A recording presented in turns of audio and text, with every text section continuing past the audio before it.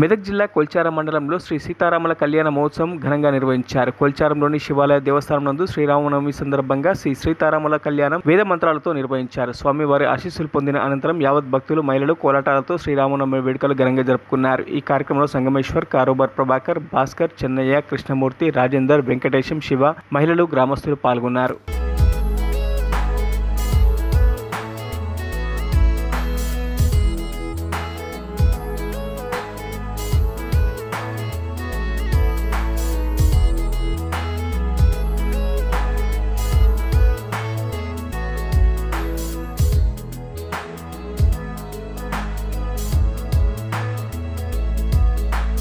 మరిన్ని అప్డేట్స్ కోసం మా ఛానల్ని సబ్స్క్రైబ్ చేయండి.